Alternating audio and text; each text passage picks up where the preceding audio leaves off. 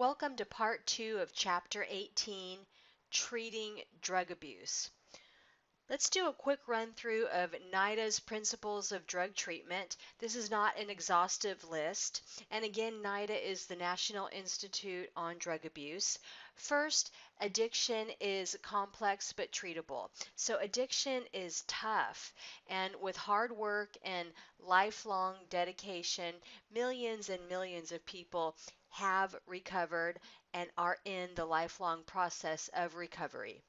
Next, no single treatment is appropriate for all individuals, and as we learn in many of our public health courses, one size does not fit all. We have to be responsive to culture, gender, ethnicity, sexual orientation, and so on. Treatment needs to be readily available. This is not a problem if you have a lot of money. This is a problem if you have limited resources. So there are a limited number of treatment facilities available in each city, county, so forth, and oftentimes there are wait lists for beds. So this is something that we need to work on, that not only do people know where to go to get help, but that help is readily available. Effective treatment attends to the multiple needs of the individual. As we've talked about before, case management includes those other outside factors like legal, medical, housing, employment, food, shelter. So we have to case manage the client as well as treat them for their primary substance use disorder. Remaining in treatment for a certain amount of time so that you get the full benefit of the services being offered is important. Research tells us that 90 days is kind of a critical point where we need at least 90 days of treatment in order to get some real significant benefits. Next, evidence-based interventions. We talked about the importance of using those interventions that have the research behind them that show them to have positive outcomes. Medication-assisted treatment. This is a somewhat new, not methadone, but other medications are new to our treatment toolbox, and there's a lot of promising research that says medication assisted treatment in conjunction with other services, behavioral services. So medication assisted treatment alone is not a magic bullet. We need to pair it with those other behavioral health services, the counseling, and so forth. An individual's treatment plan, we should monitor it and update it. So we don't just create it at the beginning of the treatment episode. We have to monitor it all along the way and assess the client for meeting those treatment goals, what's new, what has changed, and update the treatment plan at our existing program. We create the initial treatment plan upon intake and then update that treatment plan at 90 days. Medical detox. This is step one to a person who needs that medical detox.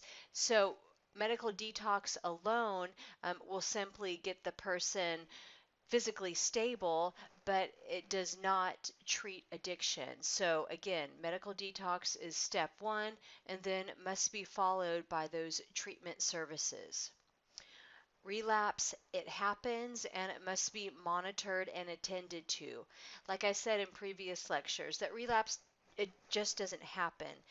There's usually some build up to the relapse, so we want to make sure that we're attending to whatever those triggers and cravings are so that the client has better success at managing those triggers once they're out of treatment. Next, treatment does not need to be voluntary. We have all sorts of clients that come to us kicking and screaming, don't like us, don't want to be here, are just here because Child Protective Services made me come, the court made me come, all kinds of mandates. Oftentimes, even though the client doesn't want to be there in the beginning, they end up benefiting from the program and possibly recovering. Maybe not that first treatment episode, but there are some seeds planted, some tools established that the client can use to move toward recovery. Several factors influence program retention. We talked about that the individual does not see themselves as having a problem. They're just not ready to change. They don't have the support they need. So lots of factors uh, come into program retention, and this is kind of an ongoing challenge with substance abuse treatment. Treatment programs should screen for HIV and hepatitis and tuberculosis because our populations are more at risk for bloodborne pathogens such as HIV and hepatitis, and tuberculosis is just a public health precaution where most public health agencies will screen for tuberculosis. Also, that the programs want to fold into their treatment services some risk reduction for bloodborne pathogens. Next, the age of the abuser is important. So, very young users will have different needs than adult users and then perhaps senior users. So it's important when we're designing strategies that we address the needs of whatever age population we're working with. Also, uh, initiation is important. Those who initiate substance use at a very young age are more likely to have negative outcomes due to substance abuse. We also want to take into consideration when we're designing programs for young people that adolescents undergo lots and lots of development and rapid development in the brain where perhaps we don't make the healthiest choices because our judgment, our decision making, and our impulsivity are not quite yet fully developed. The adult brain is not developed until about age of 25. So young people are not as good at decision making as adults over the age of 25. Gender responsive treatment, very important, as you know, females and males are not only different biologically, but we have different shared sociological experiences, such as I mentioned before that our females have a very high rate of trauma history. So we want to make sure that we're addressing trauma history among females and males as well. Also, maybe dynamics related to family and relationships and domestic violence dynamics.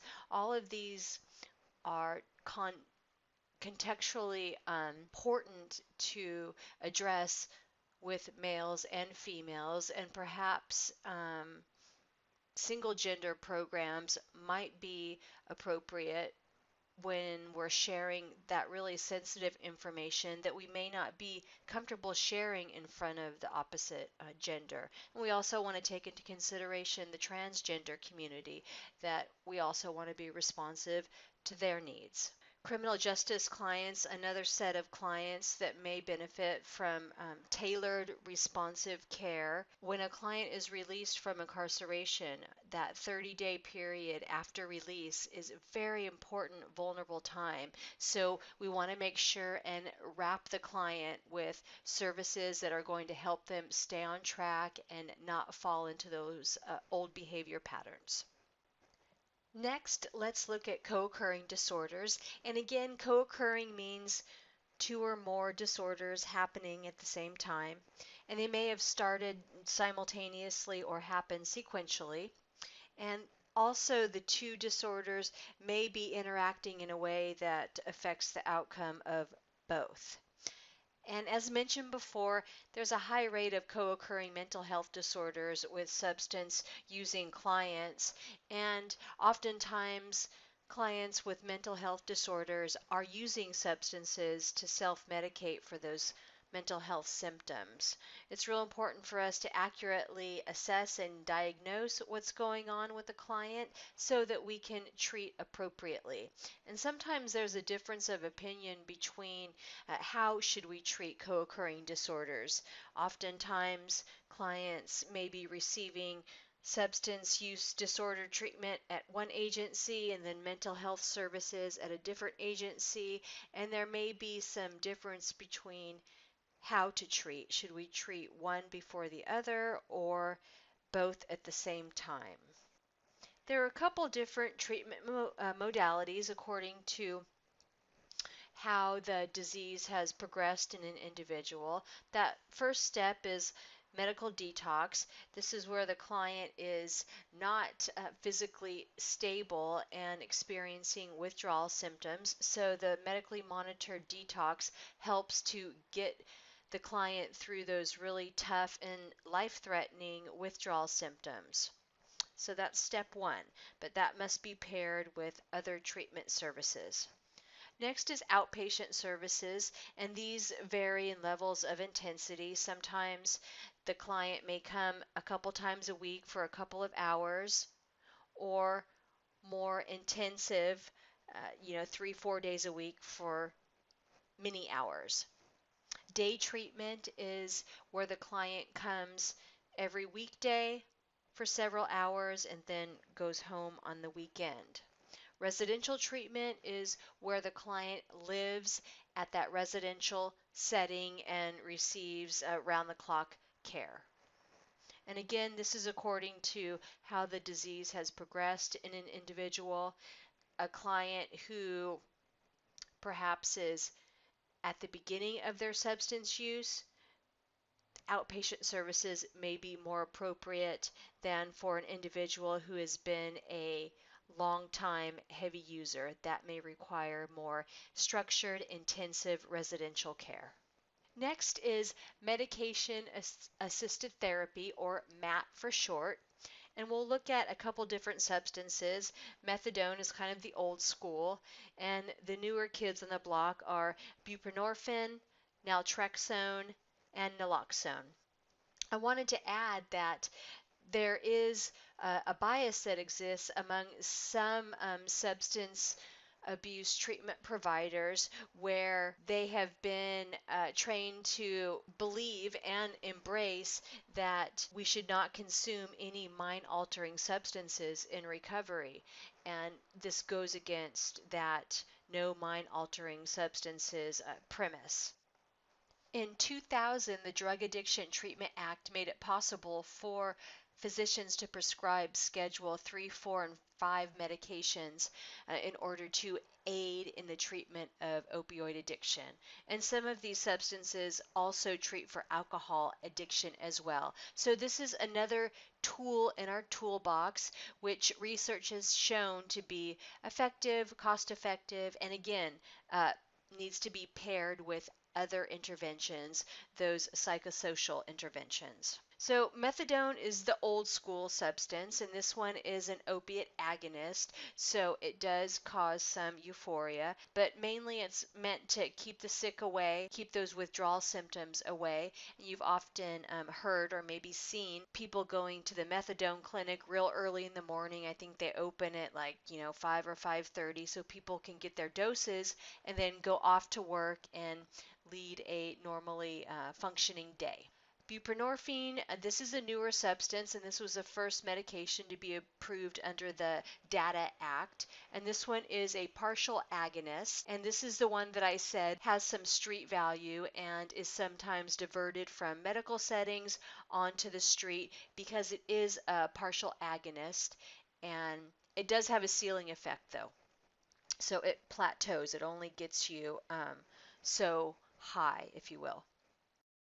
Naloxone is a fast-acting opioid antagonist. Remember, the antagonist is the blocker, and this one is used in emergency situations when individuals have overdosed. And there's a big push for this to be available to the public, say to family members and friends, to be trained on and administer in the case of a loved one's overdose. And naltrexone is another antagonist used in the treatment of opioid addiction. The extended release injectable form of naltrexone is referred to as Vivitrol, and there are some research projects going on to provide Vivitrol to participants. Vivitrol is very expensive normally, and Vivitrol is being provided to individuals in LA County, Orange, and maybe San Bernardino County free of charge for participants.